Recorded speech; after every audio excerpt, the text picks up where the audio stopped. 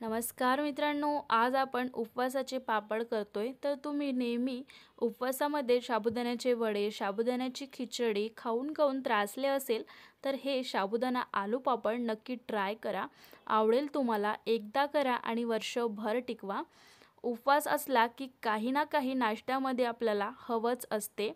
तर टेन्शन नाही, जर हे साबुदाणा पापड तुमच्या घरी करून राहिले तर नक्की ट्राय करा। चला तर मग सुरुवात करूया।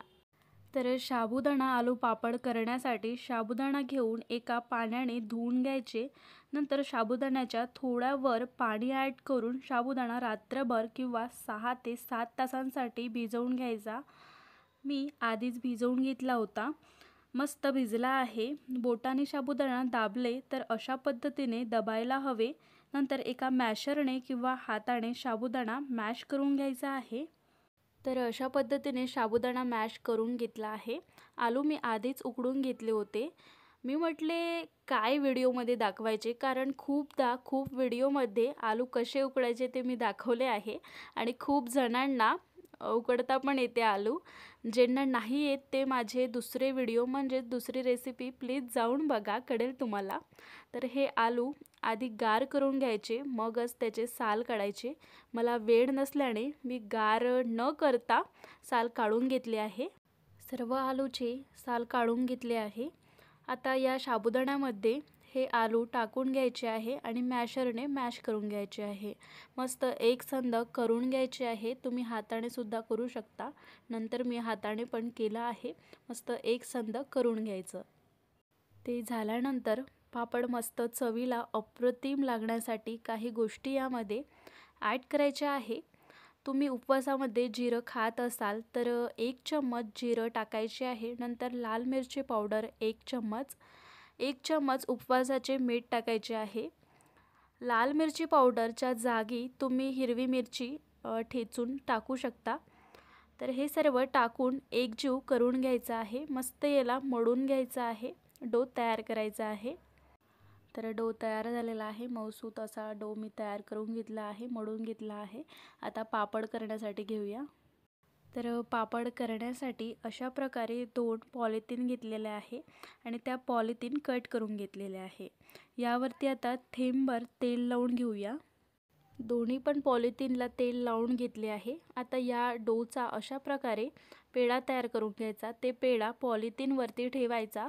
नंतर त्यावरती दुसरी पॉलिथिन ठेवून तुमच्याकडे पुरीचा साचा असेल तर पुरीच्या साच्याने पण तुम्ही करू शकता, लवकर होऊन तयार होते।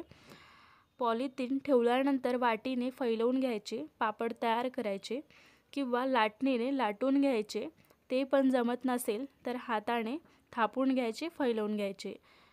3 प्रकारे तुम्ही हे पापड करू शकता। पापड केल्यानंतर कापडावरती किंवा एका पॉलिथिनवरती हे पापड टाकून द्यायचे आहे। अशाच पद्धतीने सर्व पापड मी करून घेते। तर सर्वच पापड आपले रेडी झालेले आहे। मस्त 2 दिवसांसाठी खणखणीत उन्हामध्ये वाळवून घ्यायचे आहे हे पापड।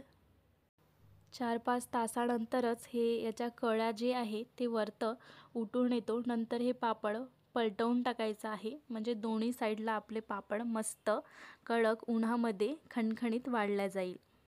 2 दिवसानंतर तुम्ही बघू शकता मस्त हे खणखणीत असे हे उन्हामध्ये पापड वारले आहेत। मस्त झालेले आहे। आता हे पापड आपण तळून घेऊया। तुम्हाला तळून सुद्धा मी पापड हे दाखवते। तर तेल मी आधीच गरम होण्यासाठी ठेवले होते। पापड यामध्ये आता सोडून देऊया आणि पापड मस्त क्रिस्पी तळून घेऊया। तर इझिली हे पापड तळून तयार होते। नक्की एकदा तरी ट्राय करा आणि क्रिस्पी तर अप्रतिम होते। तुम्हाला तोडून सुद्धा मी हे पापड तळल्यानंतर दाखवते। तर पापड आपला रेडी झालेला आहे, काढून घेऊया। तर आपले पापड रेडी झालेले आहे। बोलल्याप्रमाणे एक पापड मी तोडून सुद्धा दाखवते। तुम्ही हा आवाज एकदा ऐकून बघा, क्रिस्पी झालेले आहे। तर आवाज ऐकलाच असाल, मस्त क्रिस्पी झाले ना। नक्की एकदा तरी ट्राय करा आणि कसे वाटले ते पण कमेंट करा आणि जाता जाता चॅनलला देखील सबस्क्राईब फॉलो करा। व्हिडिओ तुम्हाला आवडला असेल तर लाईक शेअर करा। भेटूया असाच व्हिडिओ नवीन घेऊन। चला तर मग, थँक्यू।